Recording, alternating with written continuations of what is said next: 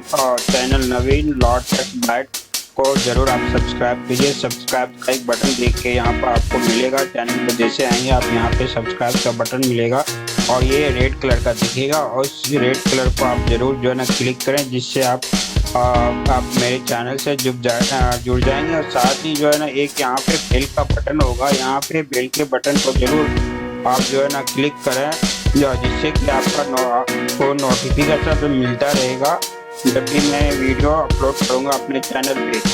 Thank you. नमस्ते हिंदुस्तान, मैं नवीन मेहता अपने यूट्यूब चैनल नवीन लॉ टेक्स बाइट शो पर आपका स्वागत करता हूं। मैं एक वीडियो लेके आया है और जीएसटी से रिलेटेड है।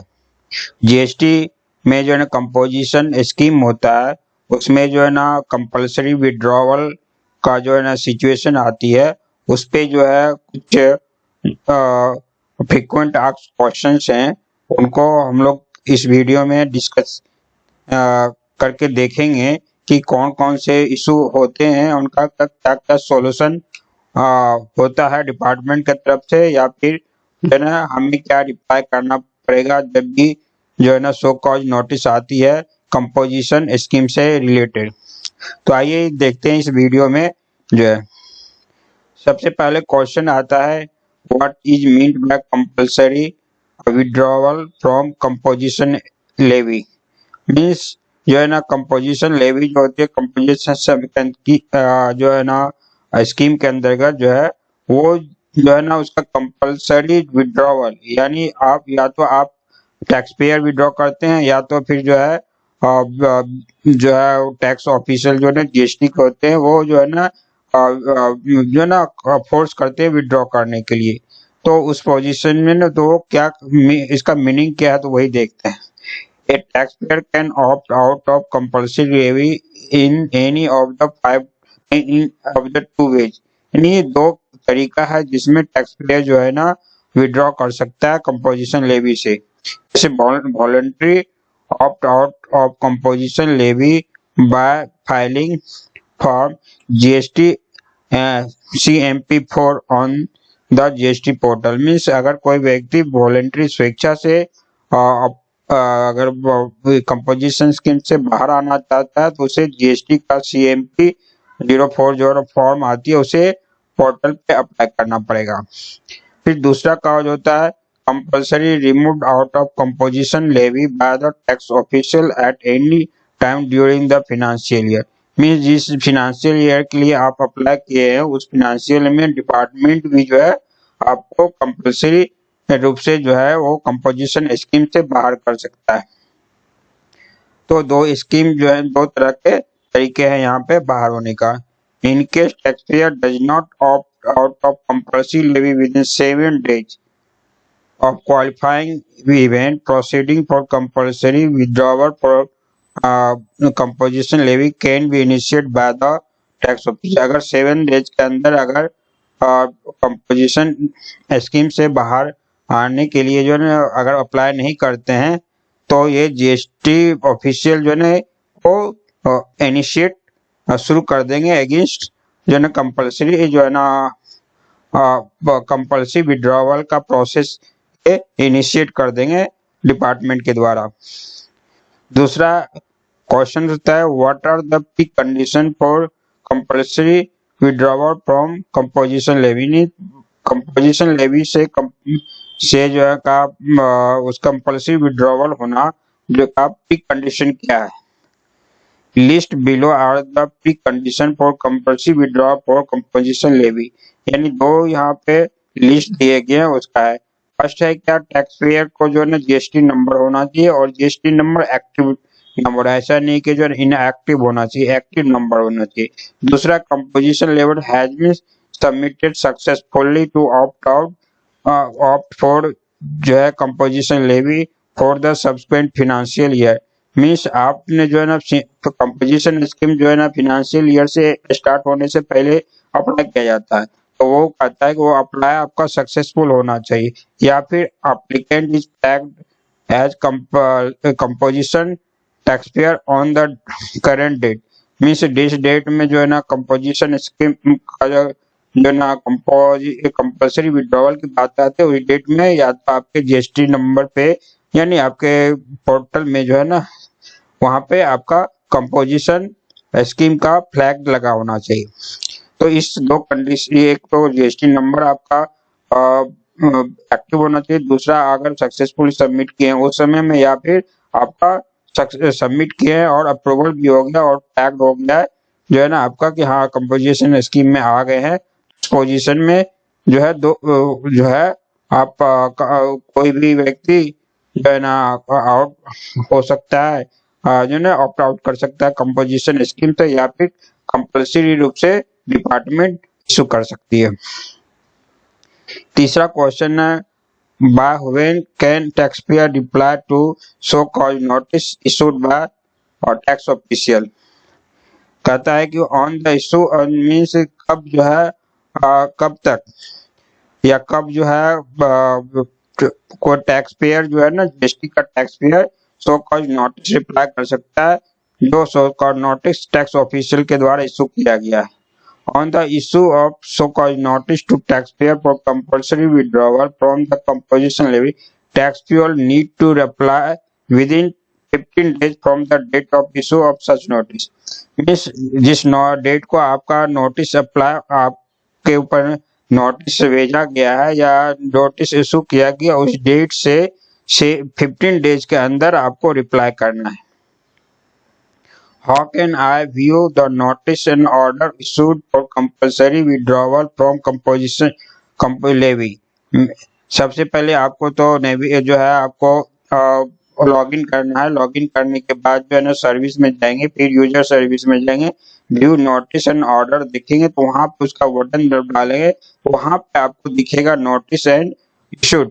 वहां पे आप क्लिक करेंगे तो वहां पे आपका जो है ना एक नोटिस दिखेगा, वो कंपल्सरी विड्रॉवल फ्रॉम जो है ना कंपोजिशन लेवी से एक नोटिस दिखेगा आपको। फिर कहता है how can I reply to the notice issued by tax official for composition withdrawal from composition levy. तो सेम प्रोसेस है, आप लॉगिन करें, लॉगिन करने के बाद ऊपर का टैब में सर्विस दिखेगा, सर्विस पर क्लिक करें, फिर रजिस्ट्रेशन दिखेगा, रजिस्ट्रेशन पर क्लिक करें, एप्लीकेशन फॉर फाइलिंग क्लियरिफिकेशन एक जो है ना आपको टैब दिखेगा application for application for filing clarification. वहां पे जब आप जो है क्लिक करेंगे तो फॉर्म खुलेगा, वहां पे जो है आप उसको रिप्लाई कर सकते हैं फॉर्म के द्वारा जो है ना टैक्स ऑफिशियल को। फिर करता है हाउ कैन फिर कहता है can a tax official compulsory withdraw taxpayer from composition scheme without issuing so called notice. Means यहाँ के टैक्स ऑफिशियल ऐसे क्वेश्चन है क्या जो है टैक्स ऑफिशियल विदाउट जो है ना सो कॉल्ड नोटिस इशू किए हुए वो कंपोजिशन स्कीम से बाहर कर सकता है। तो कंपल्सरी जो है ना compulsory withdrawal from composition can't be initiate without issuing so called notice bye tax official. Means जो है ना without so called notice issue किए जो है ना कंपल्सरी विड्रॉवल आपसे नहीं किया जा सकता है।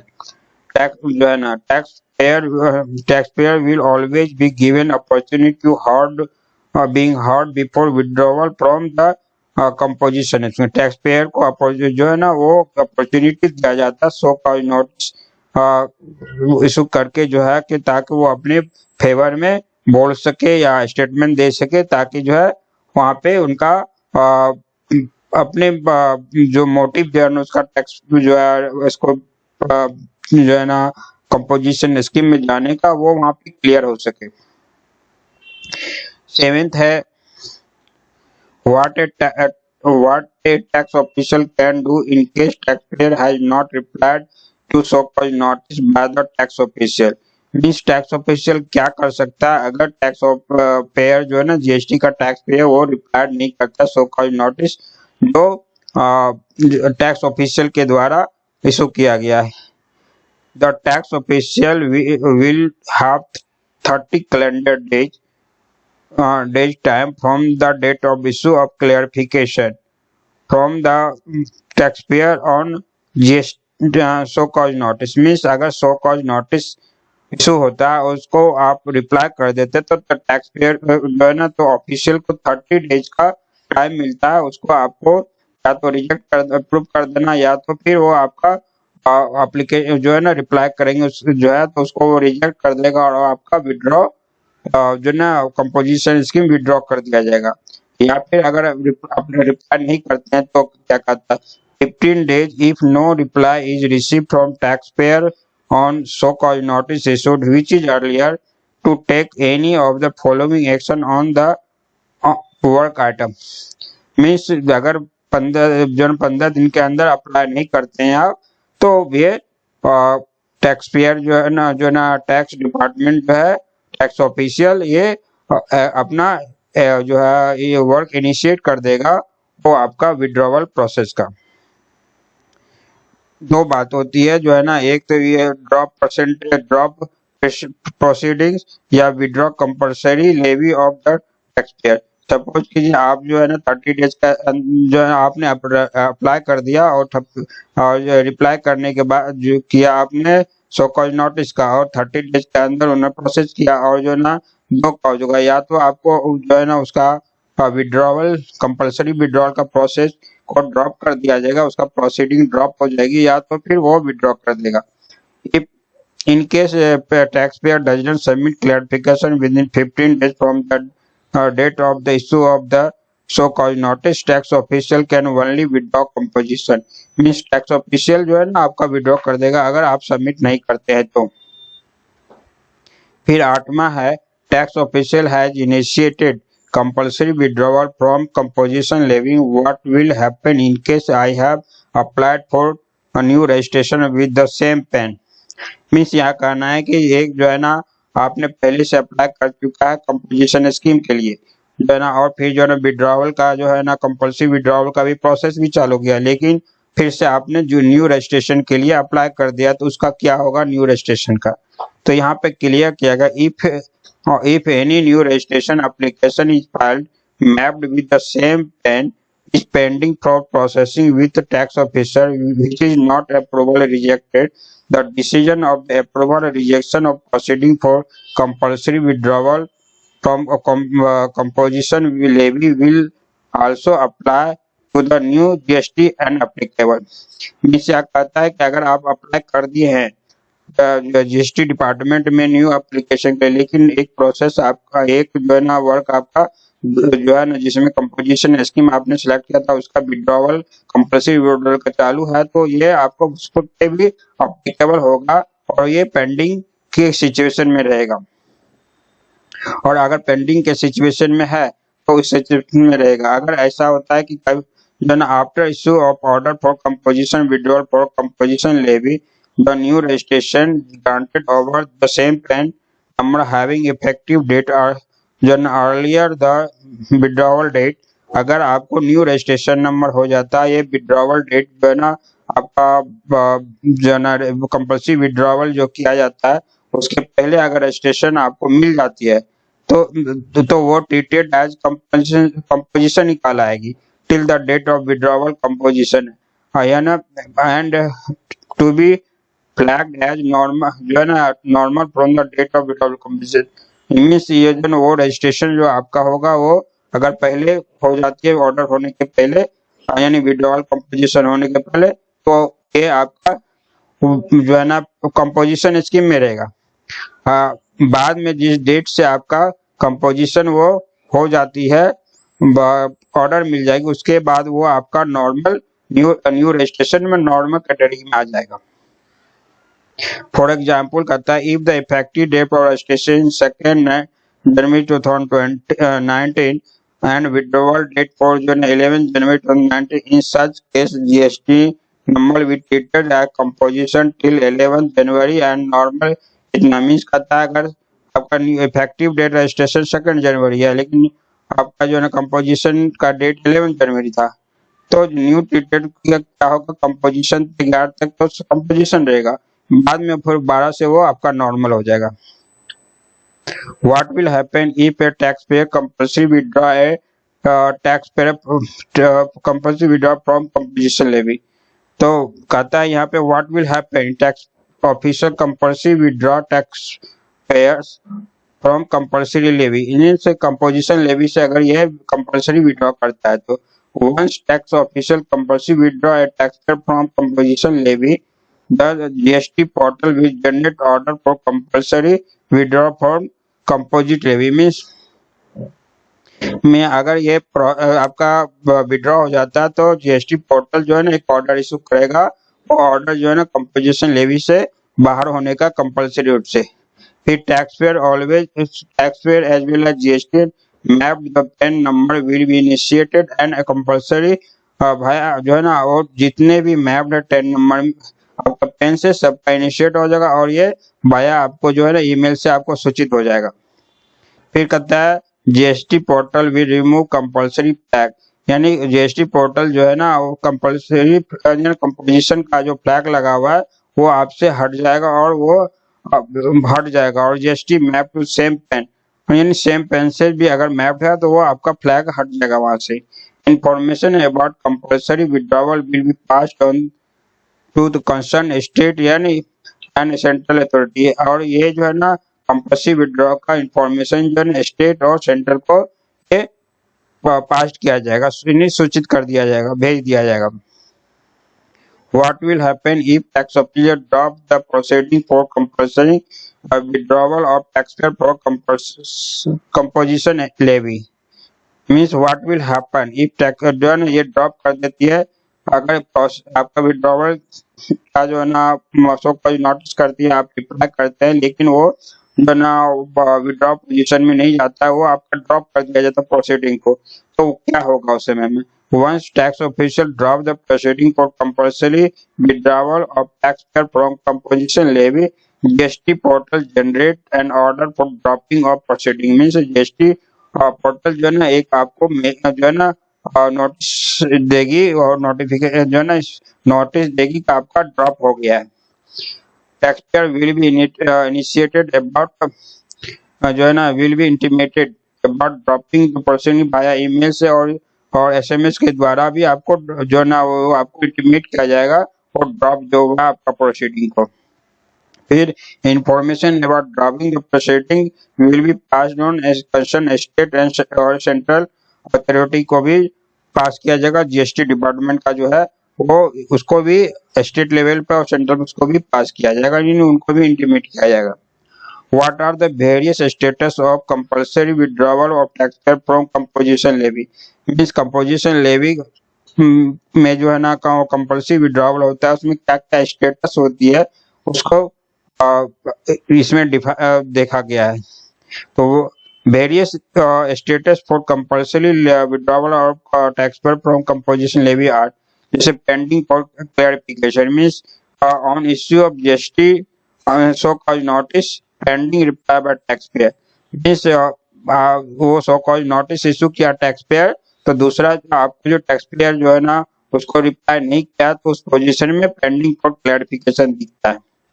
दूसरा है pending for order, once receipt of reply to show cause notice pending order जो है ना बाय द टैक्सपेयर। मींस आपने रिप्लाई कर दिया, उसको रिसीव भी हो गया लेकिन उसने ऑर्डर इशू नहीं किया तो फिर ये पेंडिंग कहलाता है, pending for order. Order issued on passing of order for withdrawal by taxpayer officer. Means order अगर पास होता है तो वहां क्या कहते हैं, on passing order of for withdrawal by tax officer. Tax officer के द्वारा अगर विड्रॉ का ऑर्डर पास कर दिया था तो ऑर्डर इशूड लिखेगा वहां पे। Proceeding dropped once on passing order by tax official for dropping of जो है ना show cause notice, show cause notice जो किया उसको ड्रॉप कर दिया जाता है, उसको वहां पे दिखाएगा प्रोसीडिंग ड्रॉप। तो फ्रेंड देखा मैंने हम लोग इस वीडियो में जो है ना 11 क्वेश्चंस जो है ना रिलेटेड है compulsory withdrawal of taxpayer from composition levy जो है, जो बहुत ही इंपॉर्टेंट है। जो भी कंपोजिशन स्कीम में आते हैं तो उनके लिए जो इस तरह के डाउट्स हो सकते हैं तो इस वीडियो से जो है ना क्लियर हो जाएगा कि और उसको 1 by 1 देखेंगे तो सारी पॉइंट आपको समझ में आ जाएगी और क्लियरिफिकेशन के रूप से आप सेट हो सकते हैं, कभी आपको प्रॉब्लम नहीं हो सकती है। Thank you.